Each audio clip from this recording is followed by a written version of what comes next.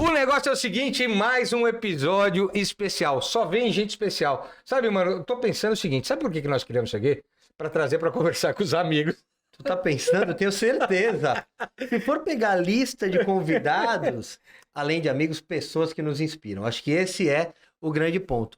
E o feedback que a gente está tendo é de ter agregado bastante. E hoje a gente tem uma pauta muito legal de conversa, que a gente tem que tomar um cuidado para não ficar só no papo de amigo e falar do que nos interessa para aproveitar o convidado especial. A gente tem um cara que eu adoro, um cara que é meu amigo de verdade. A gente está há mais de 10 anos trabalhando junto. E dentro dessa jornada, um cara que apoia o universo muito e chama a gente para desafios e tem sempre nos provocado no bom sentido de falar, vamos além da caixa. João Valério, meu irmão, muito bem-vindo. Cara, acho que essa apresentação assim, foi muito mais do que especial, né? E pra mim eu fiquei assim, encantado com o convite quando você me falou o que você acha. Eu falei, eu não sei nem o que você vai falar, mas eu já topei. Porque eu acho que a nossa vida, acho que nesses anos tem sido assim, né? Um fala pro outro, não sei nem o que é, vamos construir, mas eu já topei. Porque eu acho que é importante demais essa relação que a gente tem construído. E é engraçado o trabalho que a gente faz, que não é pra gente, né? A gente se une pra pensar no quanto a gente pode ajudar o outro, né? É muito louco isso. E acho que é muito gratificante a gente pensar nisso, né? Porque acho que difícil quando a gente parou e falou assim, vamos pensar em alguma coisa pra gente, né? Toda vez que a gente para é pra pensar no que eu posso contribuir pro outro. E é muito louco, assim, o que a gente tem construído e talvez o legado que a gente tenha tá deixando aí pro mundo, né?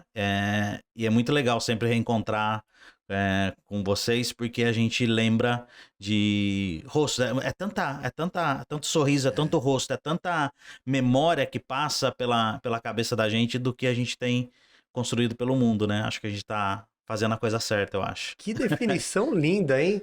Foi tão bonita que merece a pergunta base do podcast. Então manda você. O negócio é o seguinte, quem é João Valério? Puxa.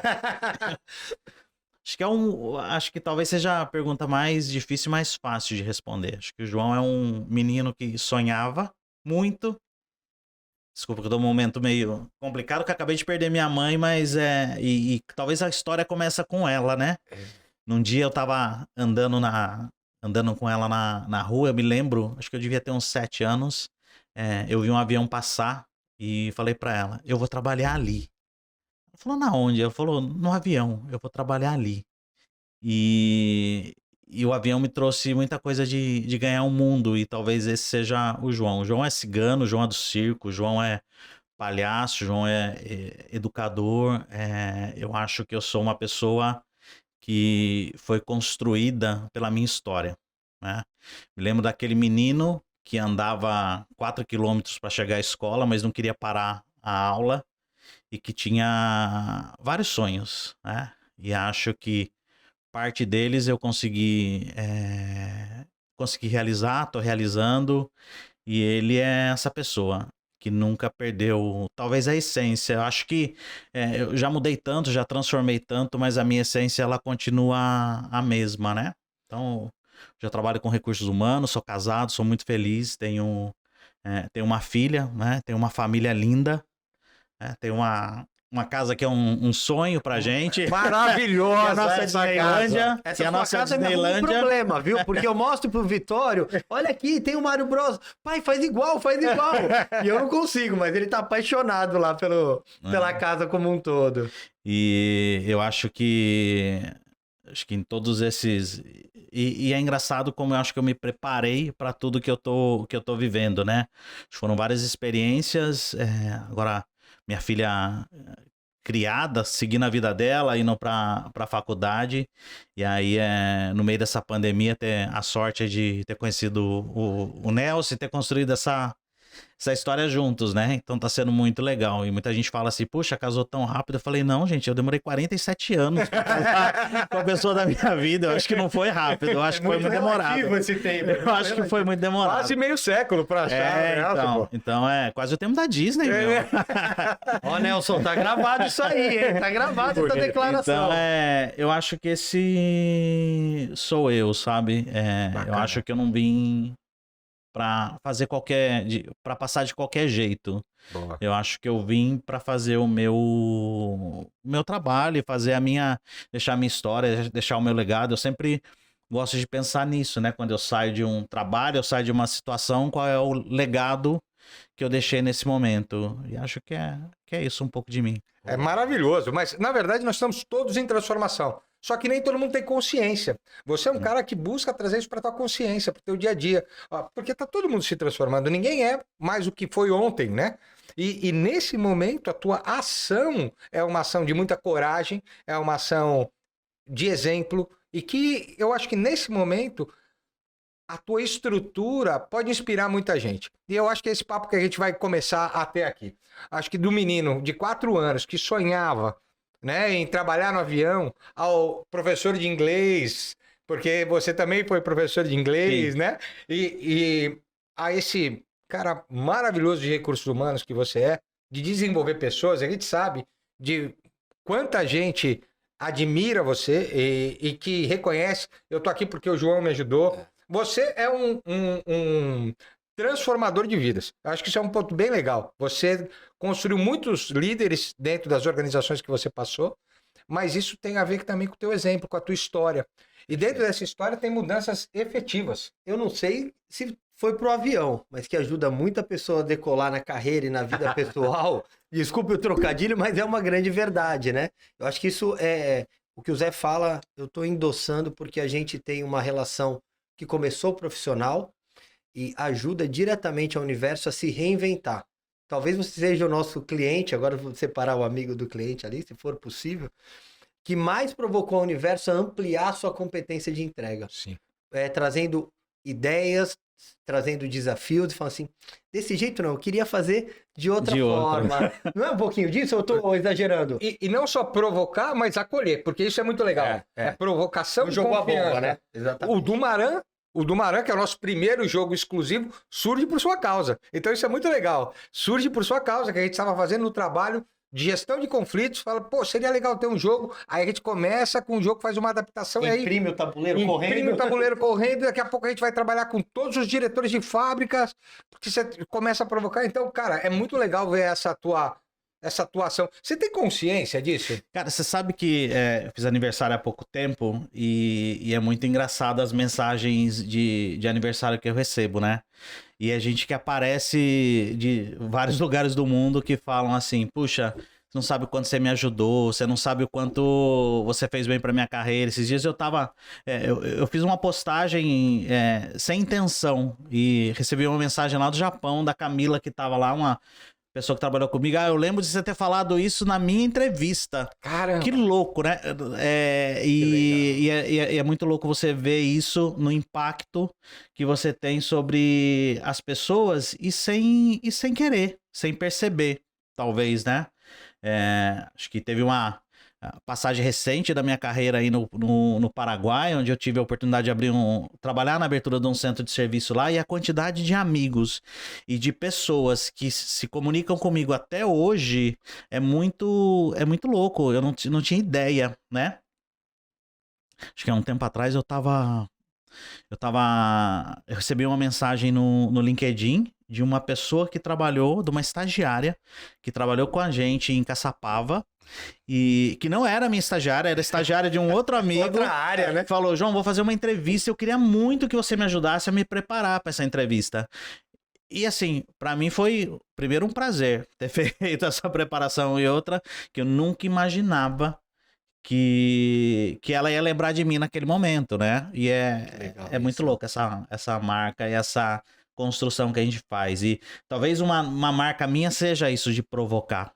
E eu sei que este é uma característica minha, de querer provocar, porque eu quero fazer alguma coisa diferente. Eu não quero fazer o mesmo, né? A gente tá até nesse conceito, e essa é uma briga minha de falar que marca que eu quero construir isso, quando eu falo sobre LGBT, que eu ainda tô tentando encontrar qual é o meu caminho e qual e que marca que eu quero deixar para essa comunidade, que marca eu quero deixar na vida dessas pessoas que são minhas pessoas também, que faz parte, porque eu não sou uma letra, eu sou um conjunto de elementos ali que formam uma comunidade, né? Essa história é fantástica, porque assim, quando a gente vê, e a gente fez um programa junto que chamava Liderança Disruptiva, né? Sim. Isso é muito legal. E o líder do futuro, para mim, é esse gestor educador, que é a tua característica. Esse é o líder do futuro. É o cara que provoca, é o cara que suporta, é o cara que olha para o que está acontecendo ao entorno, e você faz isso muito bem. Então você tem essa característica, e eu acho que isso é uma transformação. Mas a gente também precisa de alguns processos de desconstrução. Eu acho que você entra num ponto bem bacana, né? Você assume uma posição que não é fácil dentro do mundo corporativo, a gente sabe o quanto ainda se tem de preconceito na vida, no mundo corporativo não deixa de ser diferente, né? Então, desconstruir essa LGBT-fobia, né? Ganhei um livro aqui do Marcelo Cosme que o João trouxe para mim, ó. Como é que a gente pode ajudar a desconstruir? Aliás, já que você falou do Nelson, coisa mais linda, hein? Esse aqui vai ficar na minha mesa. Lu, pode babar que esse é meu. Ele sabe que eu adoro o dragão. Já inventaram o furto, né? Inclusive. E isso aqui é outro projeto que a gente está fazendo junto com o Nelson, que logo a gente lança para vocês. Sem spoiler. Sem spoiler. Olha que coisas lindas aqui. Mas você se casa, você transforma a tua ação e você começa a transformar isso no lugar que você está. Como é que a gente pode falar para começar a desconstruir a LGBT-fobia? Porque isso existe e realmente é muito dolorido no mundo que a gente está vivendo ainda isso acontecer. João, você como um ativista da causa, como é que a gente pode começar a desconstruir isso? Eu acho que é um trabalho diário, né? Você trazer isso. E tem alguns termos que eu não gosto de usar, como se falar de normalização, de trazer, porque eu acho que já é tão difícil pra gente e é tão maluco, né? E é tão maluco porque todo esse momento. Porque quando você nasce, você é inserido dentro de uma família, e geralmente a família é a primeira que vai te fechar a porta. É a primeira que te tranca dentro de um armário, né? A gente ouve coisas que a gente não espera. Ó, o menino endireita esse braço, vai usar saia, ó, mariquinha. E aí é um monte de coisa que você ouve e aquilo vai se fechando. Talvez eu acho que você nasce com o armário aberto e as pessoas começam a fechar essa porta para você. E cada vez a porta se fecha mais, né? Nem todo mundo tem a sorte de ter uma família que apoia, né? Acho que a gente tem discutido muito isso e acho que é meio moda essa questão agora do chá de revelação, né? E no chá de revelação, ela já te determina um gênero antes de você nascer. Ela já determina o que você vai vestir, ela já determina a cor que você vai usar antes de você nascer. E aí você já começa a fechar a porta do armário, que tem um ser sendo criado ali e você não sabe, né? E não é uma questão de escolha. Por mais que eu tenha total segurança, se eu pudesse escolher, eu seria gay como eu sou, né? Tenho muito orgulho de tudo que eu sou e de tudo que eu construo na vida. E foi muito louco que quem me ajudou a abrir essa porta e talvez escancarar essa porta foi minha filha. Eu tive um casamento, eu tinha uma filha que pra mim tudo que eu faço é por ela, né? Ela sabe disso. E eu me lembro que um dia eu tava na empresa, eu tinha passado por uma situação muito difícil, que eu queria ter mudado para uma unidade e meu chefe chegou em mim e falou assim, infelizmente você não pode ir para essa unidade porque eles querem uma família normal nessa cidade. Uma cidade muito pequena. E eles esperavam uma família normal. E aquilo, a porta que já estava fechando, ela vai fechando cada vez mais. Até que eu recebi um telefonema da escola. E a minha filha devia ter uns 7, 8 anos. E a professora falou o seguinte: a gente vai ter um encontro aqui na escola. E a gente vai reunir filhos de pais gays. E sua filha quer falar nessa mesa. Minha filha tinha 9 anos. Eu nunca tinha falado no assunto. E assim, falei, caraca, sobre isso, nunca, a gente nunca falou desse assunto. Falei, João. se ela não tem vergonha, porque eu tenho que ter. Uau, velho. Né? Tô arrepiado. E ali foi, e talvez a família que me colocou dentro do armário, foi ela que me tirou. Né? A gente ouvi coisas muito difíceis, né? Eu ouvi, amo a minha mãe, né? Mas eu ouvi dela que ela preferia me visitar na cadeia como estuprador do que ter um filho gay. E isso faz você se prender. Claro. Só que chega num momento que você fala assim, cara, eu não vim aqui à toa no mundo, eu preciso fazer alguma coisa. Eu preciso fazer alguma coisa porque eu não quero que outros jovens, que outros meninos, que outras meninas, que outros menines passem por isso. Né? Eu tô com 50 anos quase, né? 48 anos. Mas tem um menino de 7 anos que também quer ser do circo, que também quer trabalhar no avião, que também está escondido lá numa cidade do interior, que precisa da minha ajuda, que precisa deste caminho que nós estamos abrindo, né? Então acho que é digno demais o trabalho que algumas pessoas fazem, e talvez o meu caminho seja falar isso dentro das organizações. Perfeito. Né? Seja não fazer um trabalho de militância, mas um trabalho de abrir aí os espaços e dizer que a gente pode ser quem a gente quer. Porque eu acho que diferente do que a gente vê o papel da mulher, que é importantíssimo a luta pela causa, né? De você ter mais mulheres na liderança, de você ter mais líderes negros dentro da liderança. Quando eu olho para a comunidade LGBT... É lógico que tem uma parcela aí que a gente vai ter que voltar e falar de um outro assunto, mas quando eu falo de gays e lésbicas, nós já estamos lá. A gente só precisa de espaço para ser quem nós somos, porque nós já estamos lá, em todos os níveis. Diferente da causa da população trans. Aí é um outro espaço que precisa ser buscado e é um outro trabalho que precisa de nós, que somos gays, lésbicas e outras letras, para suportar o trabalho da população trans, que aí é um pouco mais complicado, vamos dizer assim, da questão de tem muito menos espaço. Eu estou entendendo dois momentos, assim, eu estou te ouvindo e estou entendendo dois momentos. Um momento é espaço para as pessoas se assumirem, falar, olha, eu já tenho aqui. O que a gente precisa é espaços que essas pessoas possam ser quem elas são, porque já temos e sabemos que temos. Né? E o outro é como é que a gente insere pessoas que não têm essa oportunidade. E hoje a gente sabe, né, que pela primeira vez a gente tem uma deputada trans no Congresso, né? Então tem uma mudança, João. Como é que você vê isso? Você vê com esperança? Eu acho que assim, a vitória da Érica é fantástica para a comunidade. Eu acho que é uma vitória geral da comunidade a gente ter uma representante como a Érica lá, né?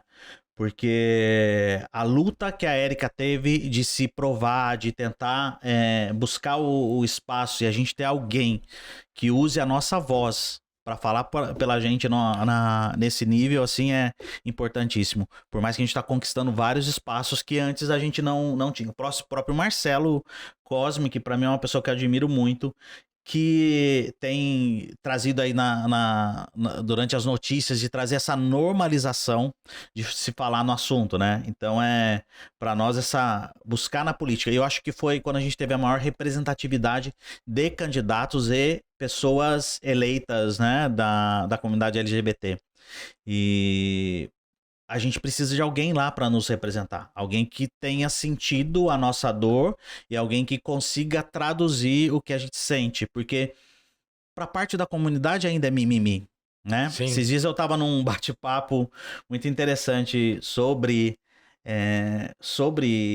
no mês do orgulho, né? Que parece que em junho a gente existe fora de junho, tá? Isso as pessoas precisam acreditar que a gente vive, que a gente existe além de junho. E mais em junho eu fui convidado para fazer uma conversa e uma pessoa me perguntou o quanto de se fechar era problema meu e o quanto era da sociedade.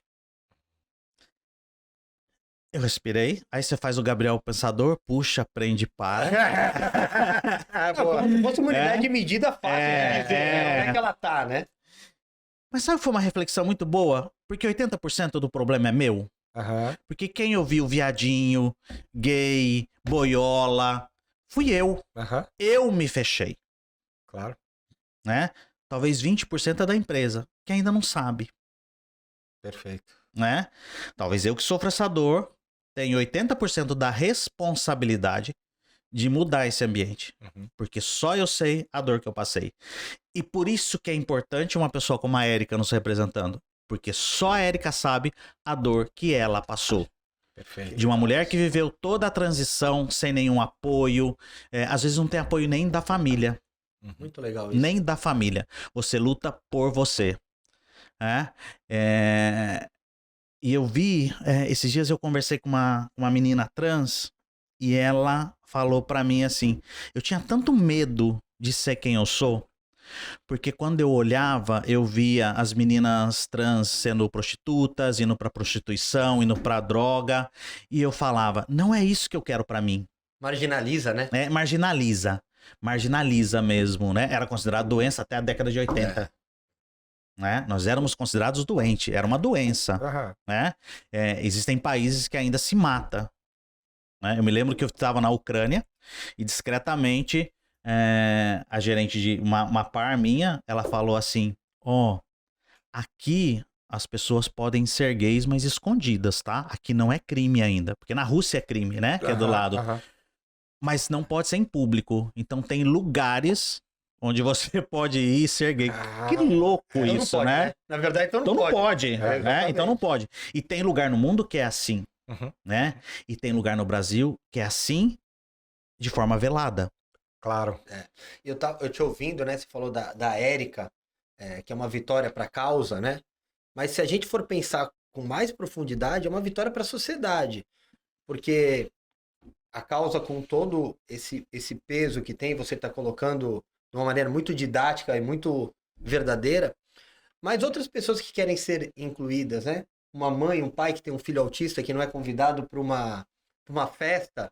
Então, o que eu estou querendo dizer é ampliar essa visão da sociedade, não só pela causa, para a gente ser capaz de ajudar as pessoas a se desenvolverem no que elas são, na característica que ela tem. Faz sentido essa visão para você, João? Muito. Acho que tem uma ONG chamada de Mães pela Diversidade, que elas fazem um trabalho muito incrível, que é a visão do pai e da mãe, né? Quando descobrem, eu acho que não é quando descobrem, quando aceitam, né?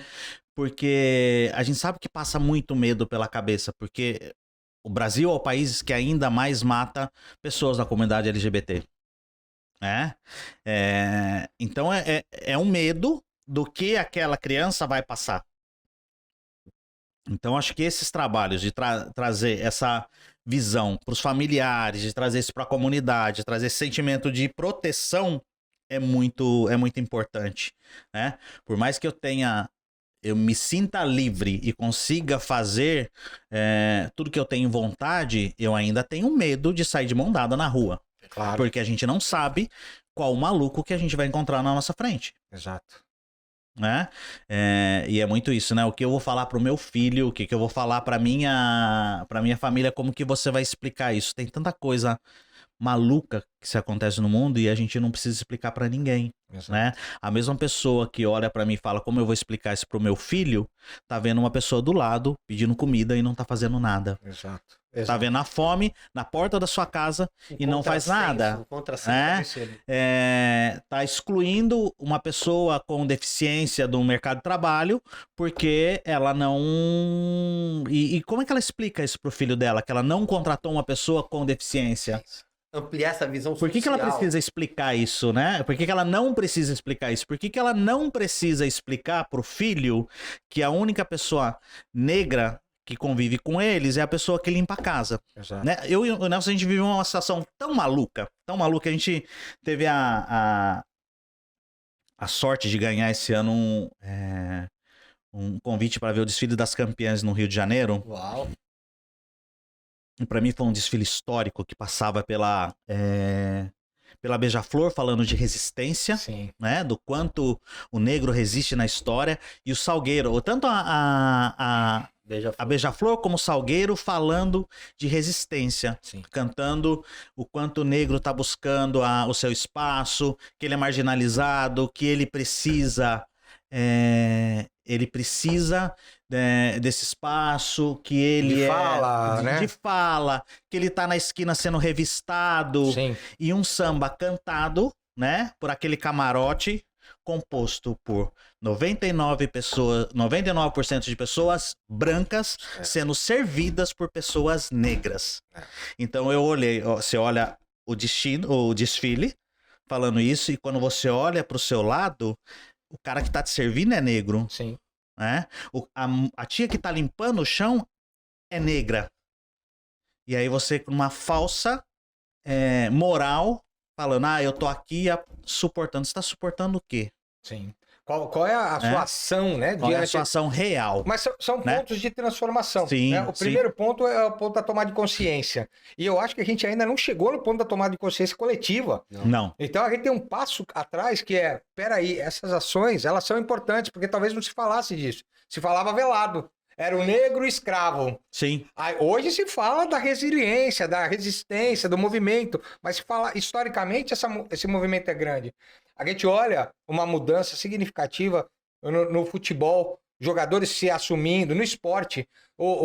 A Inglaterra, o Kane falou, eu vou usar a braçadeira Sim. com a bandeira LGBT. E ele vai pra cima. Quero saber o que vão fazer comigo lá dentro. Porque no Catar não pode, também é crime, Sim, né? Também é crime. E aí isso já disparou na seleção da Alemanha, o capitão falou, também vou usar a bandeira, e vai ter algumas mudanças de tomada de consciência muito significativas, que ainda não são a ação.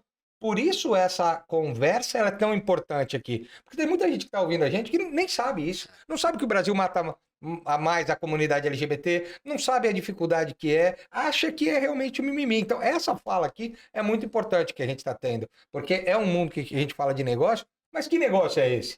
É um negócio elitizado, é um negócio para brancos, é um negócio onde a gente tem um afastamento muito grande. Se a gente não fala, mas me incomoda. Incomoda, é para incomodar. Sim, é para incomodar. Acho que o papel é incomodar. Né? Porque a gente precisa, talvez a gente precise mesmo incomodar e trazer de maneira sutil algumas referências ou alguns comentários ou alguns temas para serem tratados, né? Eu acho que a gente está entrando na casa das pessoas de maneira muito discreta, talvez, mas a gente está conquistando nosso espaço. Eu vi uma postagem essa semana da série da Mulher Hulk, né? Do She-Hulk, e que ela traz durante um dos episódios uma camiseta que fala sobre a população trans. Né? Porque a personagem dela tá sendo muito comparada com o que passa a transformação de um personagem, de uma pessoa trans, essa questão de mover, de mudar o corpo e não ser aceito dentro daquele ambiente que você tá acostumado e trazer. Então ela traz algumas conversas que são importantes. Acho que a Marvel tem feito um trabalho incrível para nos ajudar. Nos ajudar a trazer, a botar a discussão na mesa. Isso. Né? Eu acho que isso é importante. Acho que são vários exemplos de coisas que têm acontecido. Acho que o Eternos, para trazer a questão do primeiro beijo gay dentro de um filme da Marvel, acho que foi importantíssimo. O Lightyear, que surgiu agora, também tem, né? A grande amiga dele, ela casa com uma outra mulher e acho que isso é muito interessante. Nós vamos ter a primeira personagem drag queen dentro de um filme da Marvel, que é que é a Shekulé, que é uma drag respeitadíssima no mundo inteiro, né? É uma pessoa que a gente admira muito também, e são pessoas que nos representam. Eu não... E aí a gente volta lá no começo. Por mais que eu não faça parte desta letra, eu faço parte desta organização. E eu não sou uma letra, né? Eu sou muito mais do que uma letra. Eu sou uma comunidade que precisa ser ajudada. Eu, dentro do meu papel, dentro do meu nível, que eu tô dentro dessa comunidade, dentro desse nível empresarial, que eu tô falando dentro das empresas, né? Eu preciso levantar essa bandeira e trazer essas discussões na mesa. Né? E não só em momentos de, como você falou, no mês da diversidade, né? A gente tem algum tempo, graças a você, graças ao Gui, que a gente tem o LGBT Mentor, em que você faz parte. Então tem algumas ações muito interessantes que a gente pode apoiar. Ela fala, mas eu não sou LGBT. Cara, você tem alguém que você gosta, que você ama, e que talvez esteja trancado dentro do armário. Precisa se sentir seguro. Cara, e aí essa ação parece pouca, mas é essa ação que vai trazer. Não é só dar o espaço, é dar o espaço com segurança. Não é só dar o espaço acolhedor, de verdade. Acho que esse é um ponto interessante. Essa ação do LGBT Mentoring, que é muito legal, que você está dentro da liderança do LGBT Mentoring, que a Universo fez uma ação junto, e a gente fez questão de se posicionar, né? Quando o Gui pediu, faz uma palestra sobre mentoring. Não, o Gui olhou assim para mim, não, se for uma palestra eu quero fazer um processo de transformação. E aí, naquele primeiro núcleo nosso, né? A gente teve conversas ali desafiadoras, difíceis, emocionantes, mas que hoje está se transformando num movimento mundial. Então, eu acho que é dar espaço para isso acontecer dentro da tua organização de verdade, né? É o que você está falando. Não adianta só falar sobre, tem que criar ações para o falar sobre se transforme em transformação. E não dá para você ser só uma letra. E talvez o LGBT Mentoring tenha me trazido isso. Eu tive a oportunidade de conviver com outras pessoas. Conta um pouquinho o que é o LGBT Mentoring. O LGBT Mentoring, para mim, é um projeto interessantíssimo que a gente tem. Que eu faço parte, que eu tive o prazer de ser convidado para participar. Na verdade, eu não fui convidado, eu me convidei para fazer parte dele. E acho que é um grupo de pessoas e a gente tem aí o objetivo de prestar mentoria para a comunidade LGBT. Né? De profissionais que estão no mercado querendo crescer sua marca, querendo crescer como profissional, querendo crescer seu negócio, e temos vários profissionais executivos se você vê a lista de pessoas que está ali, é só estrela. É só estrela. É só estrela. E agora as estrelas não estão só no Brasil, nós estamos no México, nós estamos na Costa Rica, nós estamos no Peru. São pessoas assim, executivos conceituados e de todas as vertentes, e para mim com larga experiência profissional. Larga experiência. E trabalhar nesse processo de mentoria foi incrível, né? Eu tive a oportunidade de mentorar um homem trans com quase 50 anos, começando a sua transição, que para mim foi incrível. Foi um ganho, assim, de experiência incrível, de poder partilhar daquele momento. E pra gente, esse projeto, eu acho que o importante é a transformação que a gente está fazendo na carreira dessas pessoas, na vida, no negócio e nas nossas. Né? Você fez esse primeiro treinamento, eu tive a sorte de fazer o treinamento para as pessoas do México, Peru, e foi muito legal. E é muito legal assim a gente ampliar essa rede, amplificar essa voz e poder ajudar aquele que precisa, né? Pessoas que não tiveram a mesma sorte, a mesma oportunidade. Porque a sorte para mim é oportunidade. Sorte para mim é arregaçar a manga e fazer, né? Acho que Mas as coisas acontecem, né? Quando você tá fazendo... Quando você tem muita sorte, as coisas acontecem. Exato. Quando você trabalha muito, a sorte aparece. Né? Só que a sorte aparece de manhã, às 7 da manhã. A sorte não aparece meio-dia. Você tem que... Eu achei muito bom o que o Zé falou, né? Da sazonalidade da consciência. Em alguns períodos a gente começa a ter consciência. E eu também enxergo que tem muitas pessoas, né? Quando você falou esses 20% que não sabem, né? E deveriam saber, né? Deixar bem claro isso. Como é que a gente pode ampliar a visão, ajudar essas pessoas a poder dar mais força para a diversidade, né? Porque ela, no geral, que ações no dia a dia, que aspectos essa pessoa que ainda não se conectou com isso pode ampliar a sua visão frente a isso e dar cada vez mais espaço seguro para essa relação da diversidade. Eu acho que tem um papel nosso da comunidade LGBT, que do mesmo jeito que eu não quero ser arrancado do armário, eu não posso puxar ninguém à força pro meu lado. Que legal. Eu preciso educar, né? Legal. Eu preciso educar e as pessoas têm que ter a predisposição a aprender também. E você não precisa aprender a letra, você não precisa aprender o que significa cada uma das letras. O significado de cada uma dessas letras é respeito. Respeite as pessoas como elas são. Esse é o segredo, tá? E aí o nosso papel é mostrar que a gente é muito mais do que uma letra. Nós somos pessoas dentro da sociedade que queremos somente os mesmos direitos que os outros têm. Eu quero o direito de poder sair na rua, eu quero ter o direito de poder namorar, eu quero ter o direito de poder amar. Claro. Né? A maioria da população LGBT só consegue ter o seu primeiro relacionamento depois dos 25, 30 anos.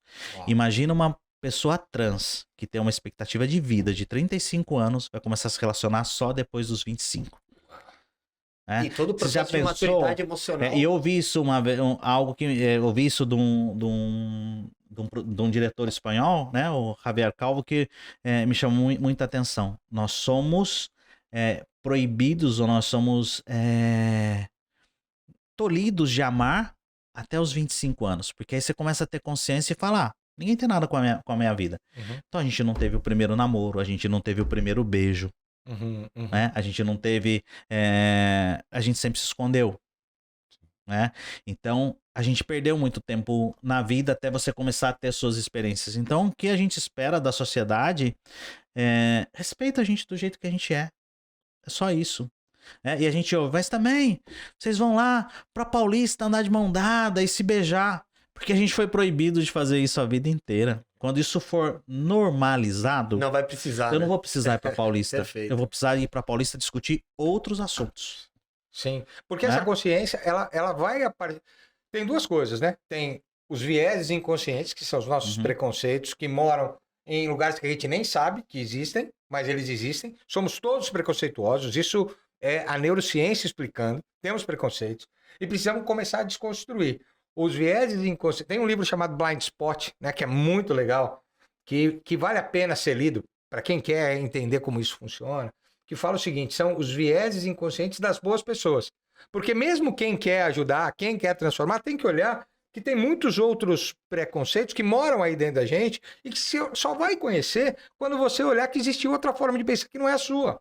E se eu não abro espaço para olhar para novas formas de pensar, eu não vou conseguir transformar, eu não vou entender que aquilo ali também é um jeito de amar, que aquele movimento é amor como o seu. Então, respeita as pessoas. Respeita as pessoas. É isso que é a transformação. Faz sentido isso, João? Faz sentido. Às vezes, respeite seu filho, respeite seu sobrinho. É isso. Começa aí.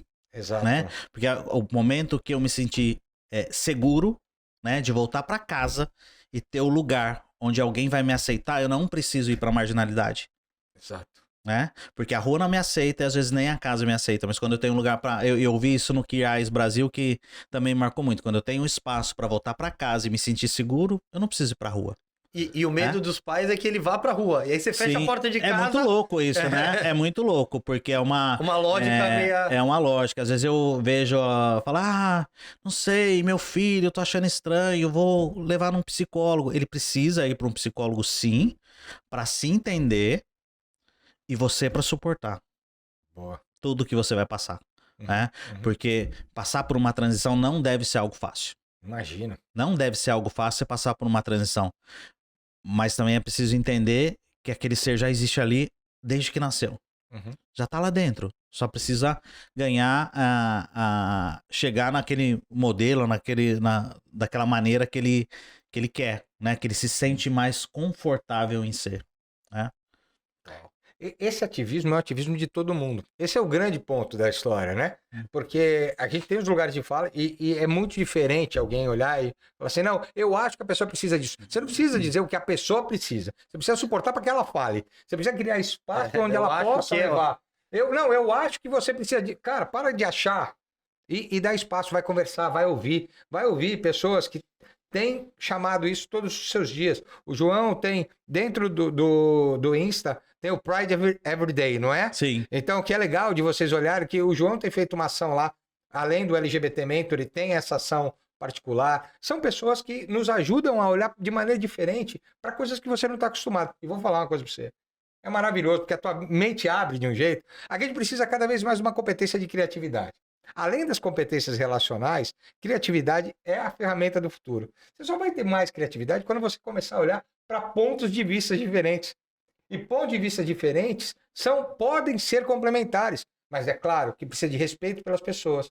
Precisa de tentar, porque você nunca vai conseguir se colocar no lugar do outro e dar espaço para ouvir o outro. Esse papo aqui é fundamental, porque você que está vivendo isso, quer pensar como é que você pode ajudar? Passa a ouvir as pessoas, porque é a partir delas que você vai ter um novo olhar.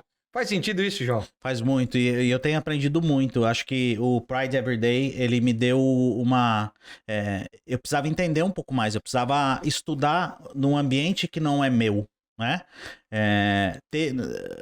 Caminhar por lugares onde eu não tenho local de fala. Então eu tenho tentado entender um pouco mais da comunidade lésbica, da luta pela comunidade lésbica. Tenho tentado entender o mundo drag, que é um negócio assim incrível e tem sido uma ampliação de coisas pra mim, de ver que uma drag queen tá inserida dentro de um universo de podcast, dentro da TV, dentro do cinema. Eu vejo um trabalho que, pra mim, duas artistas incríveis, né? Que a Delores e a Alexa Twister têm feito, de ajudar novas drags entrarem no mercado, né? E elas têm uma competição chamada Drag Nights, que é muito louco, porque você vê pessoas começando. E elas não são qualquer artista, são pessoas que estudam, não? São pessoas de teatro, são pessoas que competentes naquilo que elas fazem, né? E é muito louco essa questão da encenação, da arte cênica, de buscar um espaço que às vezes a gente via muito ocupado por homens ou por mulheres, e que a gente não via de maneira tão normal, né? Não sei se você sabe, mas a arte drag começou no teatro, né? No passado você não podia, mulher não estava dentro do teatro, e homens começaram a interpretar papéis femininos. E o termo drag começou, dizem que as primeiras referências vêm do Shakespeare, né? Porque ele falava de os homens que se montavam de mulher, ele usava esse termo drag, que significa arrasto, né? Para se transformar em personagens femininos. Então, tanto em Shakespeare, o teatro kabuki ou na Grécia são as primeiras referências da arte drag no mundo, né? Então você começa a estudar, era coisas que para mim era novo, né? Era super novo. Você vai falar de Stonewall, legal a história de Stonewall, mas existem, não sei se vocês já ouviram falar da história das 3 peças nos Estados Unidos naquela época. Não. Que você era proibido de usar. Você tinha que ter pelo menos 3 peças de roupas referentes ao seu gênero. Se você não tivesse pelo menos 3 peças de roupa referentes ao seu gênero, você poderia ser preso. Uau! E aí começou toda aquela história lá em Stonewall, da proibição de São Francisco. De São Francisco, e tem muita coisa. Então é muita coisa que eu tenho aprendido, e talvez isso o Pride Everyday tenha me dado a oportunidade de aprofundar e conhecer mais, porque eu só posso lutar por aquilo que eu conheço, eu só posso falar por aquilo que eu conheço. Então acho que e é engraçado que a gente volta lá no começo, tudo tem a ver com educação. E era esse o gancho que eu queria fazer. Você é um cara de desenvolvimento humano desde sempre, profissionalmente falando, tá ligado a isso. Como que toda essa história que você está contando pra gente, essa ampliação de consciência, esse estudo, depois modifica algo no teu olhar de RH, no teu olhar de desenvolvimento humano? Ou se funde, melhor, modifica, eu acho que muda, né? Porque eu não era uma pessoa de RH, eu me tornei uma pessoa de RH, né? Eu desenvolvi embalagens. E aí de um trabalho de transformação que a gente foi fazer numa fábrica e falava qual que é o número. Eu me lembro que a gente tinha 2 fábricas e falava qual que é o número ideal de mecânicos a partir de agora com uma fábrica só. Eu precisei entender o comportamento das pessoas, e acho que a partir daí eu entrei no universo de recursos humanos, e eu acho que tudo tem a ver com a mesma... Acho que segue o mesmo caminho, né? Quando eu fui trabalhar com vendas, eu fui entender qual era o dia a dia do vendedor para poder falar de vendas. Eu me lembro que quando eu fui trabalhar num centro de distribuição, o primeiro dia, o que você vai fazer? Eu quero... Vocês falam tanto que eu trabalho de picking, né? De dividir a carga é difícil. Eu quero trabalhar com uma pessoa do picking, eu vou lá passar a noite trabalhando com ele para entender o que ele faz. Quando a gente abriu o centro de serviço no Paraguai, todo mundo, mas é difícil o transporte público. Tá, onde as pessoas moram? As pessoas moram nesse bairro. Eu fui nesse bairro e voltei de ônibus para onde a gente ia para o escritório. Eu quero entender qual é o dia a dia dessas pessoas para poder falar o que funciona e o que não funciona. Que eu espero que as pessoas tenham ouvido, entendido um pouquinho do que é esse movimento LGBT, a importância que isso tem. Nosso tempo já estourou, mas é maravilhoso esse papo. Porque dá mais um. Para fazer uma outra sequência. João, primeiro, queria te agradecer muito, muito, porque eu acho que esse papo é um papo para muita gente, é um papo para o mundo, é um papo transformador, esse papo está alinhado com o nosso propósito. E te dar a palavra final aqui pra gente encerrar o programa, cara. Vocês dois são amigos, são irmãos, pessoas da vida mesmo, que a vida teve a sorte de me dar. Obrigado pelo espaço, obrigado pelo convite da gente poder falar de uma causa que não é minha, uma causa que é nossa, e obrigado por nos ouvir e nos apoiar. Acho que a Universo tem se mostrado um parceiro incrível nessa jornada, e obrigado aí por nos apoiar e nos ouvir. Que alegria ter você aqui. Tenho certeza que o pessoal tá amando essa conversa.